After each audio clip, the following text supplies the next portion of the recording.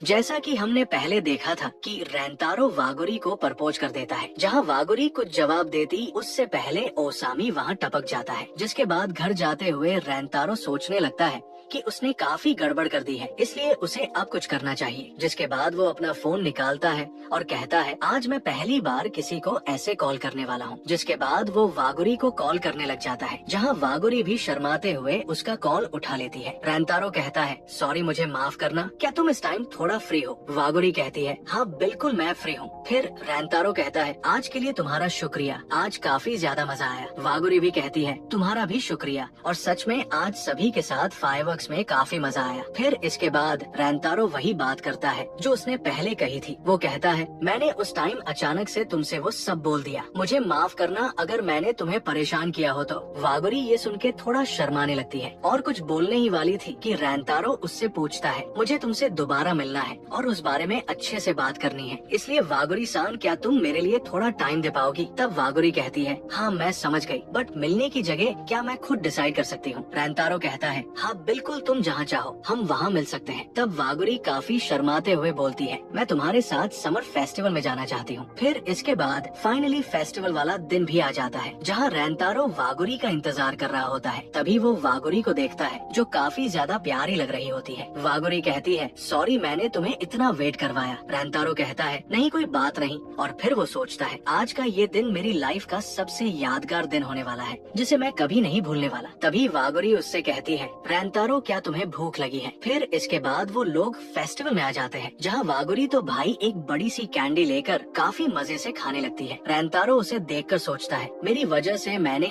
इसे भी काफी परेशानी में डाल दिया है। फिर वो देखता है कि वागुरी के चेहरे पर थोड़ी कैंडी लग जाती है। वो उसे इस बारे में बताता है, जिसे सुनकर वागुरी काफी घबराते हुए उसे पूछने लगती है। रेंतारो उसे ऐसा करते देख वहाँ पे हंसने लग जाता है और कहता है, तुम्हें ऐसे घबराने की बिल्कुल भी जरूरत नहीं है। वागुरी कहती है, रेंतारो अब बस भी करो, इसमें इतनी हंसने वाली बात भी नहीं थी। फिर वो दोनों वहाँ पे मुस्कुराने लग जाते हैं। इसके बाद वागुरी एक दूसरी खाने की चीज देखकर उसे लेने के लिए कहने लगती है। फिर इसके बाद वो दोनों वहाँ पे जाने लगते हैं। फिर वो दोनों वहाँ पे मीठा गोला लेते हैं और ऐसे ही काफी एंजॉय करते हैं और काफी सारी चीजें खाते हैं। रास्ते में रेंतारो वागुरी के लिए एक क्यूट सा खरगोश भी जीतता है, जिसे पाकर वागुरी काफी ज्यादा खुश हो जाती है। इसके बाद आगे जाते हुए वागुरी कहती है, आज तो मैं काफी ज्यादा खा लिया है। फिर वो कहती है, रेंतारो क्या हम थोड़ी देर के लिए कहीं पे रेस्ट कर सकते हैं? रेंतारो कहता है, हाँ हम ऐसा कर सकते हैं, क्योंकि उसे भी उस दिन के बारे में बात करनी होती है। इसलिए वो एक जगह पर बैठ जाते हैं, जहाँ दोनों कोल्ड ड्रिंक लेते हैं। तब रेंतारो उससे पूछता है, वागुरी क्या तुम्हारे पैर दर्द तो नहीं कर रहे? क्योंकि आज वो काफी घूमे थे इसलिए। वागुरी जोश में कहती है, नहीं मैं एकदम ठीक हूँ। तब वो नोटिस करते हैं कि वो कुछ ज्यादा ही करीब आ गए हैं, इसलिए थोड़ा शर्माने लगते हैं। फिर काफी देर शर्माने के बाद रेंतारो एक बार फिर से वागुरी से कहता है कि मैं तुमसे काफी ज्यादा प्यार करता हूँ, और फिर उसे बताता है कि मैं हमेशा यही सोचता था कि हम जैसे हैं वैसे ही सब ठीक है। कम से कम मुझे तुम्हारी प्यारी स्माइल तो देखने को मिलती है, और मेरे लिए तो वो ही काफी था, क्योंकि मैं नहीं चाहता था कि हमारे वजह से स्कूल में कुछ गड़बड़ हो। बट उस दिन मैं सोचने लगा कि जब तुम्हारे साथ बिताया ये पल खत्म हो जाएगा तो मैं फिर अकेला पड़ जाऊंगा, और तब मैंने रियलाइज किया कि इस दुनिया में जितने भी कपल हैं सबकी फीलिंग्स बिल्कुल ऐसी ही होगी जो मेरी थी। इसलिए अचानक से मैंने वो बात तुमसे बोल दी। मैं जानता हूँ कि मैं काफी ज्यादा सेल्फिश बन रहा हूँ, जो बस सिर्फ अपने बारे में ही सोच रहा है, इसलिए मैं नहीं चाहता कि ये सब इस तरह से खत्म हो। फिर वो काफी ब्लश करते हुए कहता है, वागुरी मैं तुम्हारे साथ थोड़ा और टाइम स्पेंड करना चाहता हूँ, इसलिए प्लीज क्या तुम मेरे साथ समय बिताना चाहोगी? फिर वो कहता है, सॉरी मैं फिर से तुम्हें परेशान कर रहा हूँ, सच में मैं काफी सेल्फिश हूँ। इसके बाद वागुरी कहती है, नहीं तुम सेल्फिश बिल्कुल भी नहीं हो। फिर वो कहती है, रेंतारो क्या तुम्हें वो दिन याद है जब हम पहली बार मिले थे? रेंतारो कहता है, हाँ वही दिन जब तुम काफी सारा केक खा रही थी। तब वागुरी कहती है, मुझे लगता है मैं जिस दिन की बात कर रही हूँ और जो तुम बता रहे हो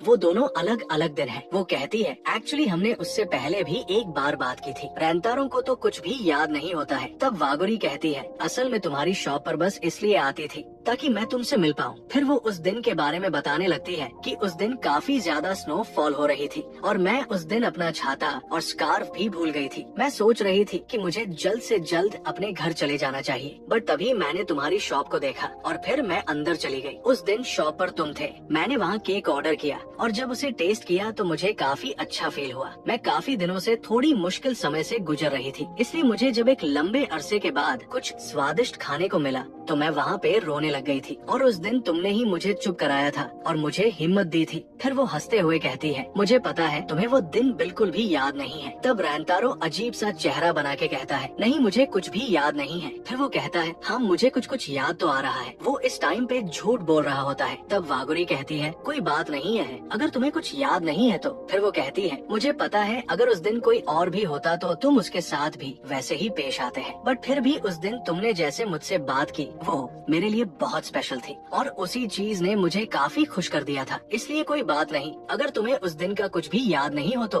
फिर वो कहती है, रैंतारो तुमने अभी कहा कि तुम हमारे स्कूल के बीच कुछ भी गड़बड़ नहीं करना चाहते, बट फिर भी हम एक ऐसी जगह मिले जिसका स्कूल से कोई लेना देना नहीं है और वहाँ पे तुमने मुझे काफी हिम्मत दी जिससे मुझे भी तुमसे प्यार हो गया। और फिर इसके बाद जब भी मैं तुम्हारी शॉप पर आती तो मैं काफी अच्छे से मेकअप वेकअप करके, नए कपड़े पहन के, अच्छे से अपने बालों को सेट करके और फिर काफी देर अपने आप को मिरर में चेक करने के बाद काफी एक्साइटेड होते हुए तुम्हारी शॉप पर जाने लगती और बस यही सोचती कि आज तो पक्का तुमसे बात करूंगी, जिससे फिर मेरा दिल जोर जोर से धड़कने लगता। फिर पास्ट का एक सीन आता है जहाँ रैंतारो की मम्मी वागुरी को देख के उसका वेलकम करने लगती है। वागुरी भी उन्हें थैंक्स बोल के अपना केक ऑर्डर कर देती है। तब वागुरी रैंतारो को देखती है और उसे देखकर वो काफी ज्यादा ब्लश करने लगती है और कहती है, ये किचन में क्या कर रहा है? मैंने तो सोचा था कि ये काउंटर पे होगा तो इस बहाने मैं इससे बात कर पाऊंगी। फिर वो बताती है, मुझे यहाँ के केक काफी ज्यादा पसंद है, इसलिए मैं यहाँ बार बार आती रहती हूँ, पर यही एक रीजन नहीं है। मैं तो असल में उस ब्लॉन्ड हेयर वाले लड़के से मिलना चाहती हूँ ताकि मैं एक बार उससे बात कर सकूँ, बट लगता है वो दिन जब उसने मुझसे बात की थी वो बस एक कोइंसिडेंट था। फिर तभी उसका ऑर्डर रेडी हो जाता है। रैंतारो की मम्मी कहती है, लगता है तुम मेन्यू का सारा आइटम चेक करने वाली हो। तब वागुरी कहती है, आपका सारा आइटम ही इतना टेस्टी है कि मुझसे रहा ही नहीं जाता। वो कहती है, वागुरी तुम्हारा शुक्रिया, मेरे हस्बैंड ये सुन के काफी खुश होने वाले हैं। वागुरी कहती है, क्या आपके हस्बैंड ये सब बनाते हैं? तब रैंतारो की मम्मी उसे बताती है कि ब्लैक कलर के कपड़ों में जो है वो मेरे हस्बैंड है और पास में जो खड़ा है वो मेरा बेटा है। वागुरी ये सुन के काफी सरप्राइज होते हुए कहती है, क्या सच में वो आपका बेटा है? तब वो कहती है, हाँ तुमने सही कहा, वो अभी फर्स्ट ईयर में है। वागुरी सोचती है, ये तो मेरी एज का ही है। मैं तो सोच रही थी कि ये उम्र में काफी बड़ा होगा। जिसके बाद वो एकदम से कुछ कहने वाली होती है, लेकिन फिर रुक जाती है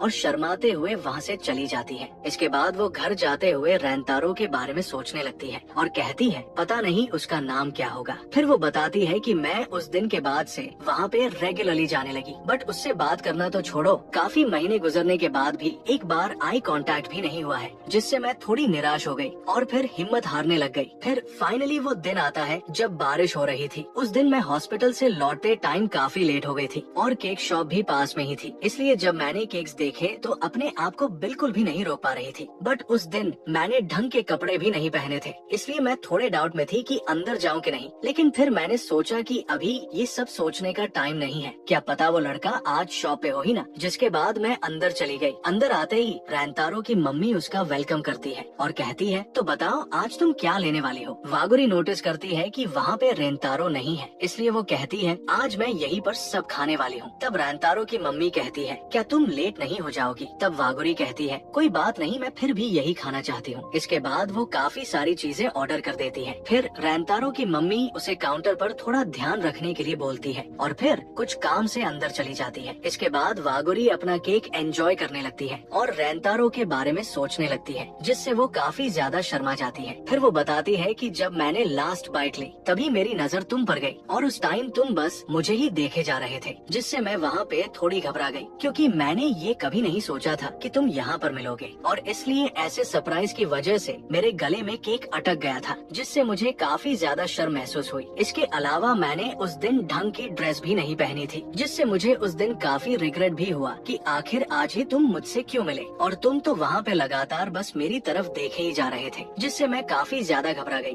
और वहाँ से जल्दबाजी में भाग गई और सोचने लगी कि सच में मैं कितनी बड़ी बेवकूफ हूँ। मैं तो वहाँ पे सब गिव अप करने वाली थी, बट मैं ऐसे ही सब खत्म नहीं करना चाहती थी। इसलिए मैं फिर से तुम्हारी शॉप पे गई और फिर काफी घबराते हुए तुम्हारी मम्मी से तुम्हारे बारे में पूछने लगी। और फिर मैंने कहा कि मैं यहाँ तुमसे मिलने के लिए आई हूँ, क्योंकि मैं तुम्हारे बारे में सब जानना चाहती थी। और फिर मैंने तुमसे पहली बार उस दिन बात की। इसके बाद स्कूल में भी मैं पढ़ाई में बिल्कुल भी ध्यान नहीं दे पा रही थी और बार बार वो सब याद कर रही थी जब तुमने मुझे उन लड़कों से बचाया था, क्योंकि मेरी वजह से तुम्हें उस दिन चोट भी लग गई थी। यही सब सोच सोच मैं पागल हो रही थी। इसलिए जब मैंने थोड़ा मूड फ्रेश करने के लिए पर्दा हटाया तो मैंने तुम्हें देखा और उस टाइम तुम भी मेरी तरफ ही देख रहे थे। फिर तुमने अचानक से अपना पर्दा लगा लिया था। उस दिन मुझे पता चला कि तुम चिदोरी स्कूल में पढ़ते हो और इस बात से मैं काफी ज्यादा खुश हो गई थी, क्योंकि तुम इतने टाइम से मेरे इतने करीब थे और मैं पागल तुम्हें बार बार शॉप में देखने के लिए मरे जा रही थी। फिर वो बताती है कि इस तरह से मेरे पहले प्यार की शुरुआत हुई। फिर सीन प्रेजेंट में आता है, जहाँ वागुरी काफी खुश होते हुए कहती है,